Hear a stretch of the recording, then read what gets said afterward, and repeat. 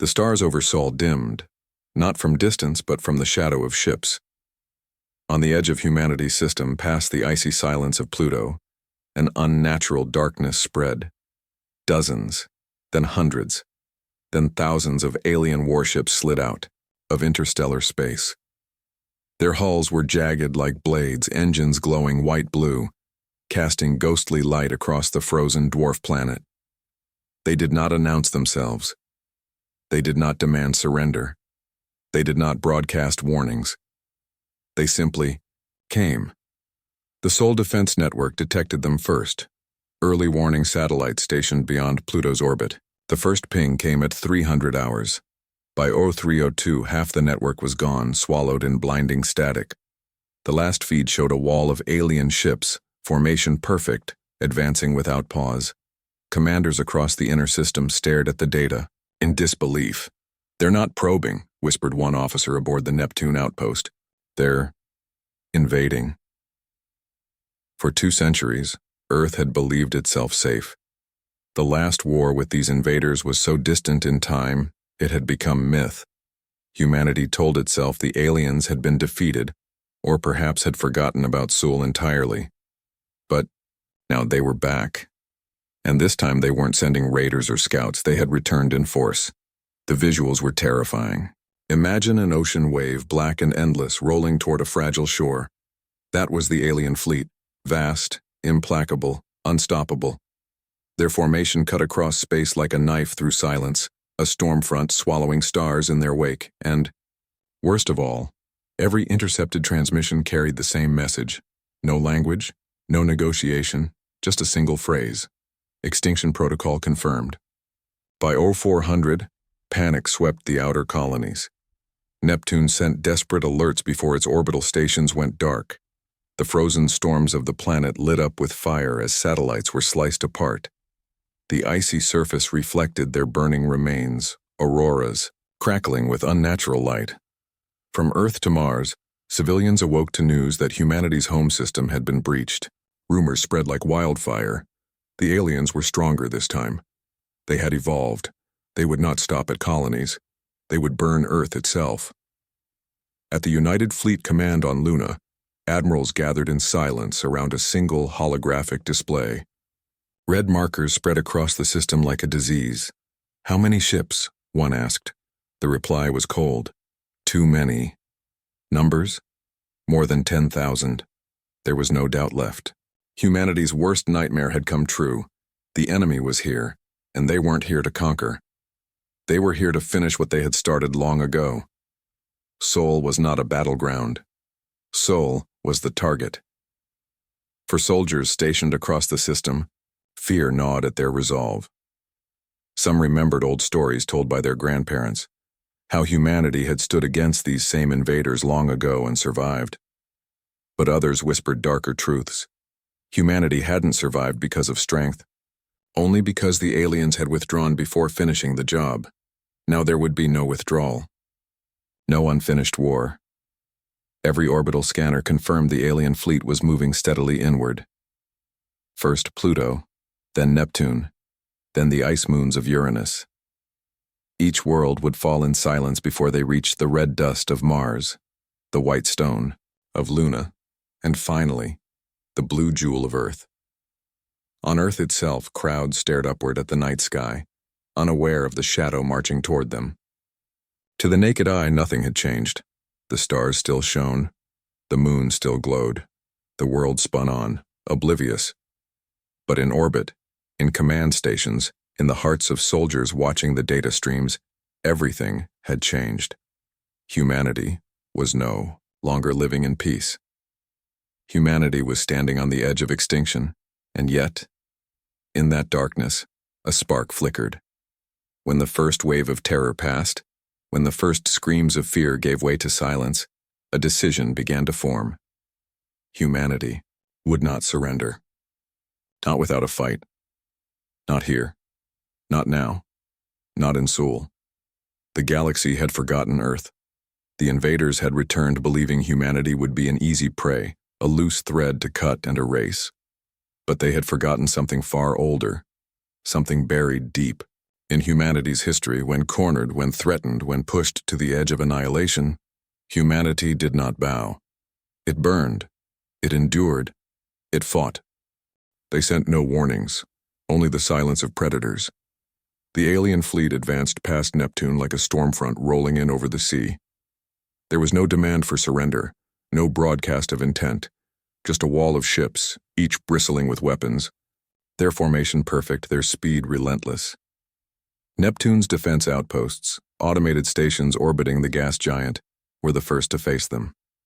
For a brief, fleeting moment, humanity dared to hope the platforms might slow the invasion. That hope died in minutes. The first station fired its railguns, streaks of tungsten spears cutting through the void. For a heartbeat, the bolts struck. True, sparks of light blooming against alien armor. But then, nothing. The alien hulls shimmered, absorbed the strikes, and continued forward as if the attack had never existed. The return fire was merciless. Bolts of plasma the size of skyscrapers screamed across the darkness. One station vanished in a white flash. Another split apart, its skeletal remains falling into Neptune's atmosphere, burning up like shooting stars against the stormy blue giant. The soldiers stationed there had no time to scream, no time to warn. Only silence followed, broken by the static of a dying signal. Across the inner system, commanders and civilians alike watched the destruction in real time.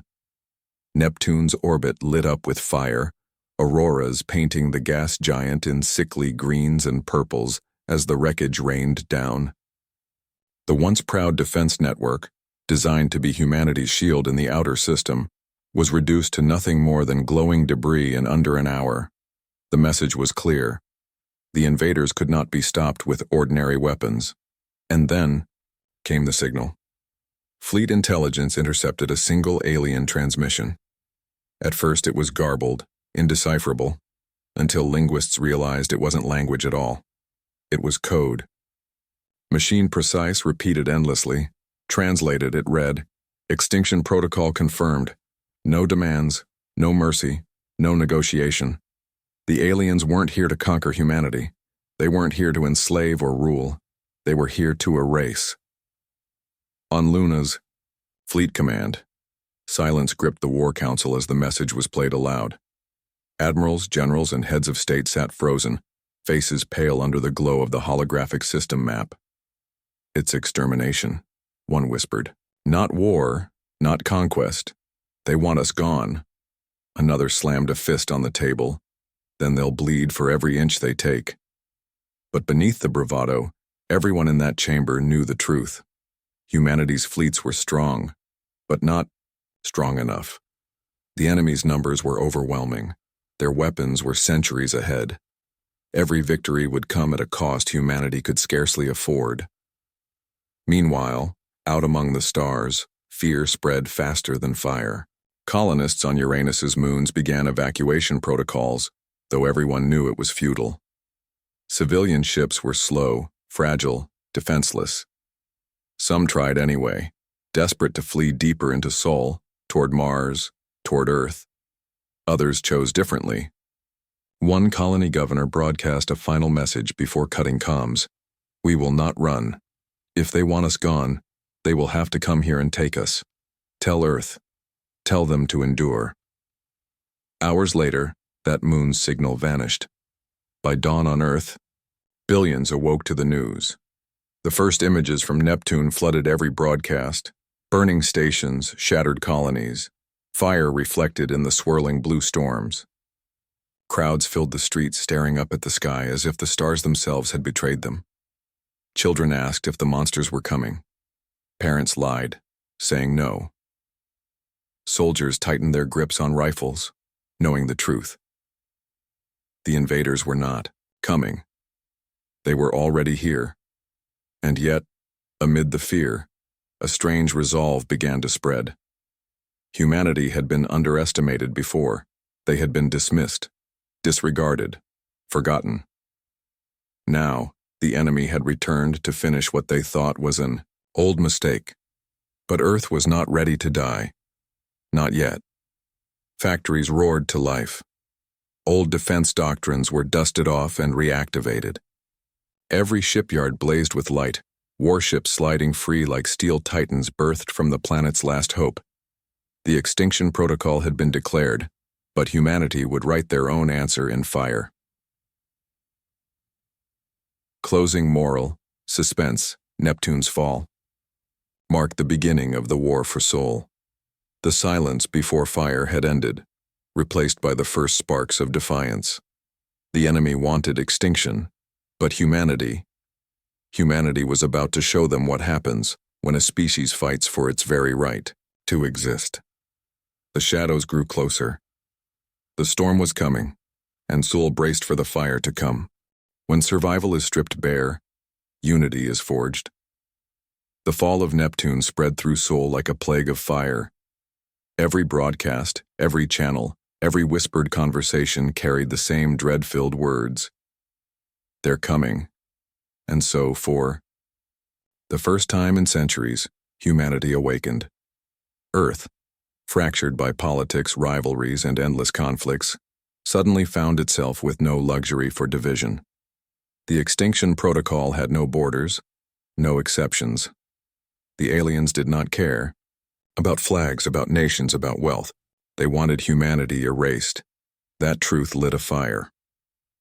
Within hours, the United Nations dissolved into something new, something desperate. The Sol Defense Accord was born.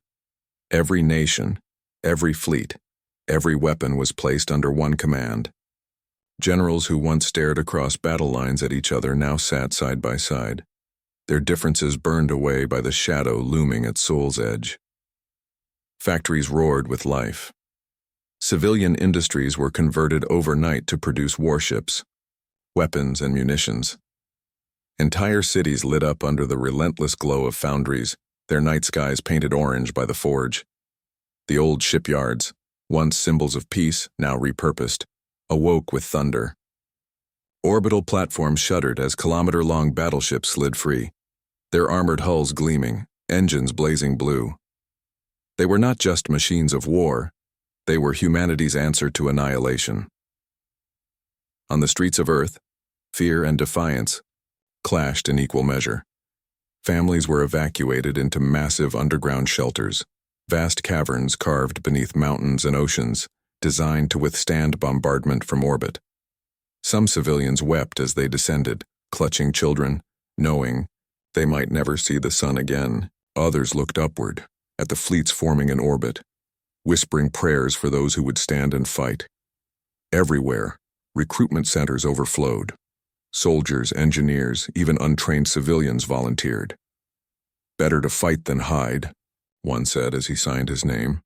Another spat at the sky, declaring, "If this is the end, I'll face it with a weapon in my hands." But for the commanders of Sol Defense, the awakening carried a grim weight. They gathered in Luna's command chamber. The holographic map of Sol spread before them. Red markers marked alien fleets, already pushing past Uranus and bleeding toward Saturn. Admiral Kylan, his face gaunt from sleepless nights, spoke first. "If we wait at Earth, they'll crush us in orbit before our people even see the enemy." Another commander shook her head. "If we scatter the fleet at the outer worlds, we'll be picked off piece by piece. We can't fight them everywhere." The debate raged. Do they bleed the enemy early, sacrificing the colonies to buy time for Earth? Or do they gamble everything on a single final defense around the homeworld? In the silence that followed, one voice broke through. A young strategist, barely 30, whispered, "We can't win by waiting. We strike first." The chamber fell still. Strike first? Against a fleet 10 times their size? The suggestion was madness. And yet, there was truth in it. Humanity could not outlast the enemy. They had to wound them, weaken them, make them fear. And so, Earth's awakening sharpened into a plan. Humanity would not simply defend Sol. Humanity would ambush. In orbit, the fleets continued to grow. Carriers, cruisers, destroyers, all assembled into the largest armada Sol had ever seen. They were imperfect. Some ships rushed to completion, others outdated and hastily refitted, but together they formed a wall of steel. Above Luna, a cadet stood at a viewport, watching the growing constellation of engines flare against the void. "They're beautiful," she whispered, awe softening the fear in her voice. Her instructor placed a hand on her shoulder. "They're not beautiful," he said. "They're necessary." And yet, beneath the steel and fire, doubt lingered. The alien fleet was vast, merciless, and silent. No one could guess what horrors their weapons still concealed. Humanity was preparing, yes. Humanity was uniting. But was it enough? Earth had awakened, but the storm was already at Saturn's edge. Closing moral suspense, unity had been forged in the shadow of extinction. Earth was no longer divided. Earth was no longer sleeping. But in the darkness beyond Saturn, the enemy moved closer, unstoppable, silent, merciless. The world had awakened. The question was, would it awaken in time? If they would come for Earth, they would bleed for Saturn first. The alien fleet pressed inward, swallowing the distance between Uranus and Saturn with terrifying speed. Their formation was flawless, their numbers overwhelming. Each world they passed became little more than a graveyard of wreckage and silence. But this time humanity was waiting. Saturn, with its vast rings of ice and rock, had become more than a planet. It had become a trap. For weeks, the Sol Defense Accord had prepared this moment. Warships hid in the debris of the rings, their hulls coated with stealth alloys. Railgun batteries floated among the ice fields, disguised as frozen asteroids. Mines were buried in the endless bands of rock and dust. Every soldier knew the risk. Humanity's fleets were outnumbered 10-1. If the ambush failed, there would be no retreat, only annihilation. But if it worked, if they could bloody the enemy here, they might buy Earth precious time. The silence was unbearable. Inside one of the hidden cruisers, young cadets sat strapped to their stations, staring into the black void beyond the viewport. The rings of Saturn glowed faintly with reflected sunlight, beautiful and fragile, like a curtain of glass before the storm. "Do you think this will work?" one whispered. His commander didn't look up from the tactical screen. His voice was steady, but heavy. "It has to." Then came the first glimmer. Alien ships emerged on the far side of the rings, their hulls cutting across the light like blades. 1, 10, hundreds. The formation spread like wings of death, blotting out the stars. The order went out. Hold. The humans waited, hearts pounding. The enemy moved closer, oblivious or perhaps uncaring of what hid in the rings. At the exact moment the alien vanguard breached Saturn's orbit, the command was given. Fire. The void erupted. Railguns unleashed hell, tungsten slugs streaking from the rings like lightning.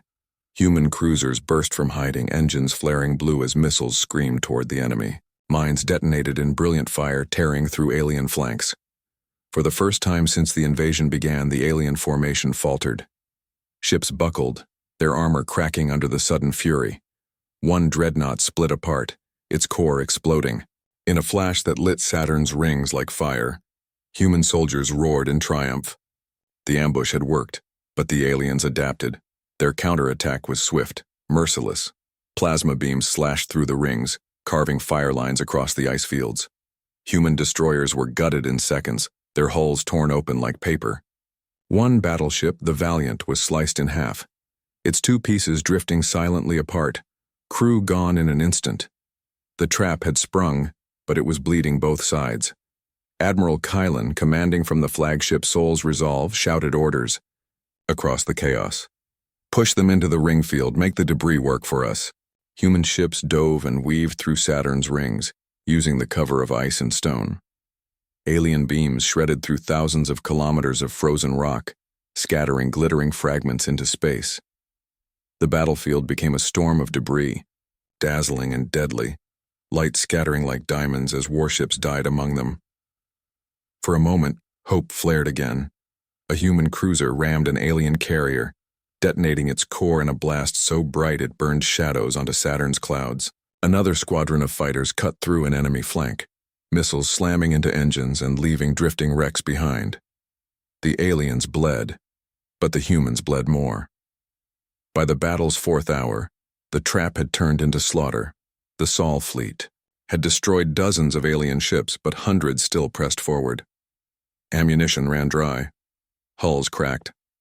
The ring field was littered with wreckage, glowing fires drifting endlessly in the void.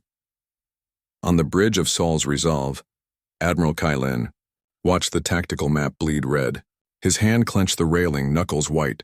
"Signal Earth," he said, his voice heavy. "Tell them Saturn bought them time, that's all." And then the enemy revealed their true power.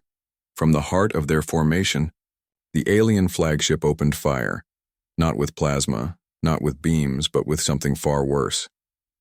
A lance of energy tore across space, silent and blinding, and where it touched, Sol's Pride, a kilometer-long human battleship, was cleaved in. 2. The explosion painted Saturn's rings with fire. The message was clear. The enemy had not yet shown their full strength. Closing morale, suspense. Humanity had struck, and for the first time, the enemy bled. But the victory was hollow. Saturn burned, its rings scarred, its skies filled with wreckage. The aliens had adapted. They had unleashed weapons beyond anything humanity had imagined. And they were still coming. The ambush had not stopped them. It had only delayed the inevitable. The shadow marched onward toward Mars. Mars burned first, and it would not be the last. The survivors of Saturn's ambush limped inward, battered and broken, carrying grim news. Humanity had bloodied the invaders, but the enemy was unstoppable. And now, their eyes turned toward the red planet. Mars was no frontier colony anymore. Its cities sprawled across domes of glass and steel, its mines stretched deep beneath the crust, its skies patrolled by fleets of defense ships. To its 20 million inhabitants, Mars was not a colony. It was home. But to the invaders, it was, only the next target. The first warning came when Phobos, Mars' tiny moon, flashed with light. An orbital defense platform stationed there vanished in silence, its remains scattering like ashes. Then came the second flash, this time from Deimos. Within minutes, both moons were nothing but debris fields. The Martian colonies panicked. Families rushed into shelters carved beneath the surface, children clinging to parents as sirens wailed across the domes. Soldiers scrambled to stations, ships rose from launch bays, weapons armed, shields primed. But deep down, everyone knew what was coming. The sky cracked open. From the blackness of space, the alien fleet emerged, vast, merciless, endless. Their ships blotted out the stars above Mars, their formation casting shadows across the planet's surface. The first salvo came without warning. Plasma beams raked across the upper atmosphere, vaporizing orbital defense platforms in seconds. Railgun rounds fired from Mars's surface were intercepted, detonated mid-flight by alien countermeasures. Human frigates launched desperate missile barrages, only to see them swallowed in explosions long before they reached their targets. Then the bombardment began. The domes fell first, great arcs of plasma carved across the Martian surface, striking cities that had stood for generations. One dome cracked like glass, shattering under the pressure as firestorms poured inside. Families huddled in shelters screamed as the world above them disintegrated. From orbit, the sight was horrific. Mars lit up with burning scars, its red dust, clouds illuminated by the glow of destruction. Towers collapsed into rubble. Oceans of flame churned where once proud colonies had thrived. The screams carried across every open channel. In the chaos, the Martian defense fleet launched its desperate counterattack. Carriers and cruisers rose from hidden bunkers, their engines blazing, their guns firing every round they had. For a moment, the skies above Mars became a storm of fire and steel. One Martian cruiser rammed into an alien destroyer, detonating, its core in a blast that lit the surface below like a second sun. Fighters swarmed around the enemy, missiles streaking through the void. Alien ships burned. Yes, they burned. But for each one destroyed, 10 more pressed forward. The defense was heroic. It was also hopeless. By the third hour, the Martian fleet was gone. Only scattered wreckage remained, drifting through the atmosphere, burning up like shooting stars. The alien fleet descended lower, closer, tearing apart anything left standing. In the underground shelters, fear turned to despair. Civilians huddled in the dark, listening to the thunder of bombardments above, knowing the surface was dying. Some prayed, others cursed. Many simply held one another, waiting for the end. Then came the final broadcast. A governor from the city of Cydonia, his face bloodied, his voice shaking, appeared on every surviving channel. Behind him, smoke choked the air, flames consuming the dome's ruins. To Earth, he coughed. To humanity, do not waste what we gave. Mars is lost, but Sul is not. Endure, fight, make them remember us. Static swallowed his final words. Moments later, Mars's last transmission went silent. From orbit, the once red jewel glowed with scars of fire. Entire cities were gone, reduced to smoldering craters. The domes, the mines, the towers, ashes. Mars had become a grave. In Luna's command chamber, the silence was unbearable as the news arrived. Soldiers bowed their heads.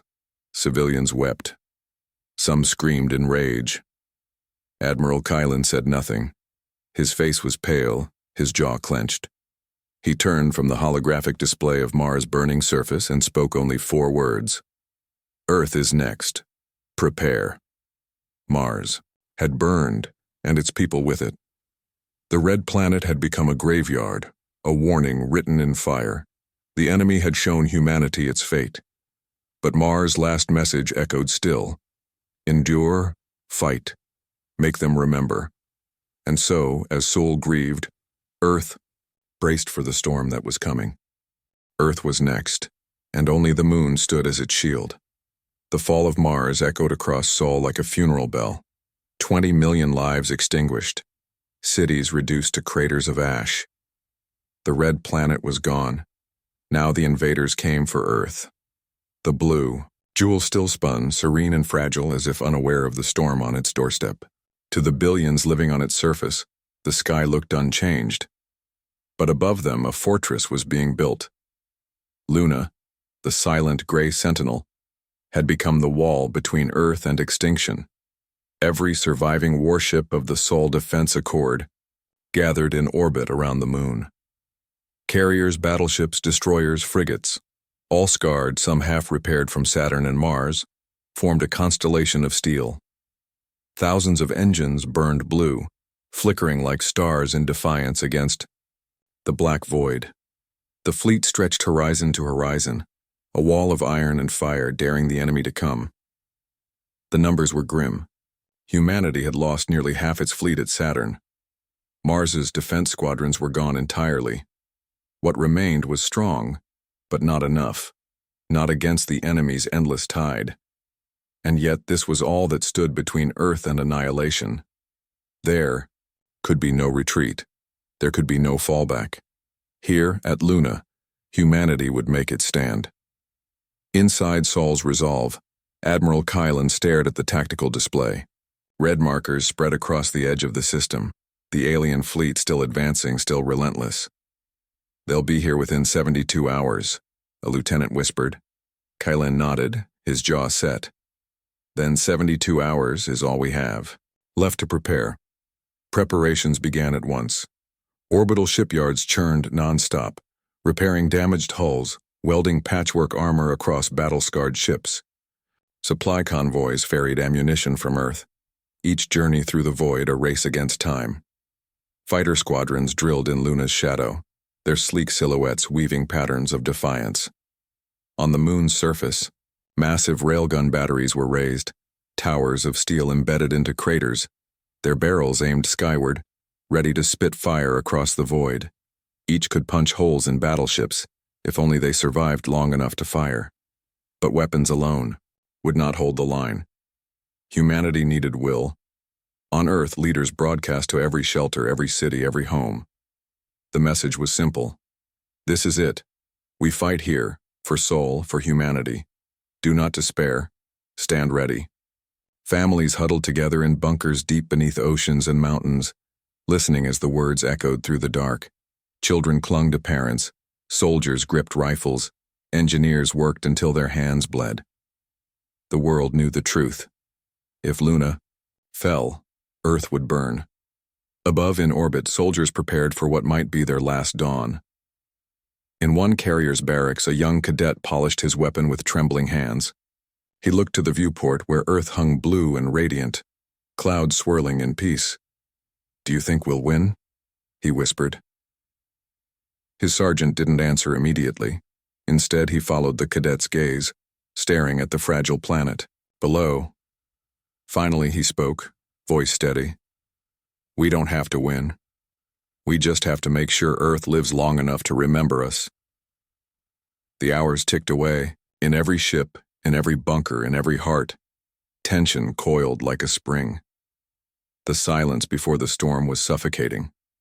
Soldiers slept fitfully, weapons at their sides. Commanders pored over strategies, each one fragile, each one ending in sacrifice. And yet there was no fear of retreat, no whispers of surrender. The people of Sol knew this was the final shield, the final wall. When the invaders came, humanity would meet them here. Then came the signal. Scouts at the system's edge caught the first flicker. The enemy fleet breaking past the orbit of Jupiter, engines burning like suns. The storm was moving inward. The alarm echoed through every channel. "Enemy sighted. All forces prepare for engagement. This is not a drill." Above Earth, the fleet shifted into formation. Engines roared, weapons charged, shields flared blue. The wall of Luna braced itself against the coming tide. From the moon's surface, civilians in shelters could feel the rumble of the rail guns priming, the ground itself trembling under the weight of humanity's last hope. Closing moral. Suspense. The shadow was here. The enemy was coming. Luna was no longer just a moon. It was a wall, a shield, a grave waiting to be written, and on that wall, humanity carved its vow. If Earth falls, it will fall over our bodies, over our fire, over our defiance. The storm was at the gates. The last stand of Sol was about to begin. The system itself became humanity's weapon. They came like a tide of night. From beyond Jupiter, the alien fleet spilled inward. Thousands of ships, their engines burning cold, their formation flawless. They moved without hesitation, without fear, and ahead of them, stretched across Luna's orbit, waited humanity's wall. The silence before battle was unbearable. Inside the carriers and battleships, soldiers sat strapped in their harnesses, listening to the hum of engines and the slow, steady pulse of combat alarms. On Luna's surface, railgun batteries thrummed with power, their massive barrels aimed skyward, their coils glowing white-hot. Entire craters had been turned into cannons, waiting for their first and possibly final shot. In Earth shelters, billions held their breath, listening to distant broadcasts, each word heavier than the last. And then, contact. The void ignited. Alien. Plasma beams slashed through the blackness, searing across space toward Luna's fleet. Shields flared blue, shuddering under the impact. Human railguns answered, firing tungsten rounds at near-light speeds, streaks of silver lightning cutting into enemy lines. Explosions bloomed like stars, painting the void with fire. The battle for Earth had begun. From the bridge of Sol's resolve, Admiral Kylan shouted orders into the chaos. "Left flank, tighten formation. Keep the carriers in the shadow of the battleships." The tactical map bled red as alien ships surged forward, cutting through human lines with terrifying precision. Yet for every battleship that fell, another human vessel rammed, detonating its core in a suicidal blaze. The void became a storm of fire and steel. Luna's railguns roared, slamming tungsten rounds through alien dreadnoughts, their hulls cracking under the relentless barrage. Fighters swarmed like hornets, missiles streaking through the chaos, carving gaps into the enemy's armor. For a moment, Hope flared. Humanity was holding. But then the alien flagship entered the field. It was massive, larger than any human city, bristling with weapons that glowed like molten suns. Its first volley cleaved 3 human destroyers in half. Its second volley gutted a battleship with a single strike. Every human commander saw the truth instantly. This ship wasn't leading the fleet. It was the fleet's executioner. And then came the moment Earth had waited for. From the shadow of Mercury, hidden until now, a massive structure turned toward the sun. It wasn't a ship. It wasn't a station. It was a weapon, Project Helios, a cannon the size of a continent buried in orbit, designed to harness the fury of the star itself. For years it had been a secret, a desperate gamble, never tested, never fired. Now it was all that remained. Helios primed, came the report. Solar convergence in 10 seconds. Admiral Kylan clenched his fists. Fire. The system itself roared. From Mercury's orbit, a beam of pure solar energy lanced across the void. Blinding, unstoppable, incandescent. It tore through the alien flagship, splitting its hull apart in a single shot. The explosion lit the system, brighter than dawn, brighter than day. For one impossible, glorious moment, humanity had slain a god. Across the fleet, soldiers screamed in triumph. On Earth, shelters erupted in cheers. For the first time, the enemy had faltered. For the first time, the invincible had been broken. But hope died as quickly as it came. The alien fleet did not retreat. They did not panic. They adapted. Their formation shifted, surrounding the shattered wreckage of their flagship as if shielding its corpse. Then they advanced again, firing with renewed fury. Helios had fired once, but it could not fire again without hours of recharge. Humanity had revealed its greatest weapon, and in doing so, left itself exposed. The wall began to crack. One carrier after another went dark. Luna's railguns fell silent. Their coils melted under relentless fire. Human warships, running out of ammunition, resorted to suicide runs, detonating themselves against enemy hulls. The void was littered with wreckage, glowing fires drifting. In silence and still, the enemy pressed on. In soul's resolve, Kylan whispered to himself as alarms blared around him. His voice was barely audible, but the words carried a weight older than war itself. If this is our end, let it be one they remember. Closing moral. Suspense. The sun had spoken, and the galaxy had seen humanity's fire. For one heartbeat, the impossible became real. The invincible were wounded. But the price was terrible. The fleet was shattered. Luna was burning. And Earth now stood naked beneath the shadow. The last stand was not over.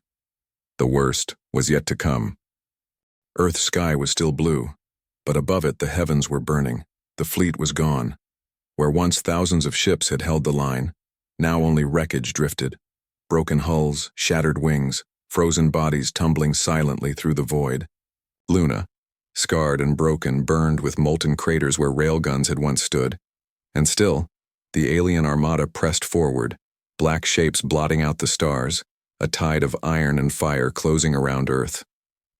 For humanity, there was nowhere left to run. Admiral Kylan stood on the cracked bridge of Saul's resolve, blood seeping down his temple, alarms screaming around him. The ship was dying, half its hull gone, shields failing, weapons spent. Yet he stood tall, eyes fixed on the blue planet below. All channels, he rasped. Broadcast to every ship, every soldier, every soul on Earth. The comm officer nodded, voice shaking. "You're live, sir." Kylan straightened. His voice rang across the system, carried into every bunker, every burning ship, every corner of Sol. "This is our last dawn. The enemy has come for our home, our children, our future. We cannot stop them. But we can show them what it costs to challenge humanity." His eyes narrowed, fire burning behind them. "They think Sul will fall quietly. They think Earth will kneel. Let us prove them wrong. If this is the end, let it be an end carved into the stars. On Earth, in bunkers and cities, people raised their heads. Children stopped crying. Soldiers gripped their rifles tighter. Engineers whispered a single word to each other as power surged through dying grids. Defiance. Above, the shattered remnants of the fleet turned. Ships with cracked hulls, empty magazines, crippled engines, one by one, they lit their drives and set course for the alien swarm. They had no weapons left. They were the weapons. The void became a graveyard of fire. Destroyers slammed into cruisers, detonating their reactors in white-hot bursts. Carriers, their bays empty of fighters, rammed straight into alien battleships, tearing them apart in cataclysmic collisions. Even tiny corvettes hurled themselves like knives into the monsters of the void. Every sacrifice carved another scar into the enemy fleet. Every death bought Earth another heartbeat. On Luna's surface, with defenses in ruin, crews overcharged the last surviving railguns until their coils melted. The weapons tore themselves apart with each shot, firing molten steel into the enemy swarm before collapsing in ruin. From Earth itself, improvised missiles launched from hidden silos, streaking upward through the atmosphere to strike alien frigates that had pushed too close. Humanity had no fleet left, no fortress left, but it still had teeth. In the heart of the storm, Sol's Resolve drifted on fire, half its decks open to vacuum. Admiral Kylan stood alone on the bridge, watching the enemy close in. "Helios status?" he asked. "Recharge. Incomplete," the officer croaked, coughing blood. "Another 2 hours before firing." Kylan shook his head. They didn't have 2 minutes. His eyes fell on Earth, blue oceans, white clouds, a planet still untouched, still alive. His voice hardened. "Then we fire now." It was madness. Firing Helios without full convergence would not be a beam. It would be a detonation, a chain reaction that could consume everything near the sun itself. But Kylan's choice was clear. Humanity would not let Earth burn alone. He opened the final command channel, his voice echoing across the dying fleet. "Across Earth shelters, across every last soul of Sol. All units, this is Admiral Keelan. The sun itself will be our weapon. Brace for dawn." In Mercury's orbit, Helios screamed awake. Its colossal coils cracked, its systems overloaded, every fail-safe overridden. For a heartbeat, the weapon glowed brighter than the sun itself. Then the star answered. A flare erupted, vast and unstoppable, a tidal wave of fire tearing across the void. Alien ships disintegrated in the storm.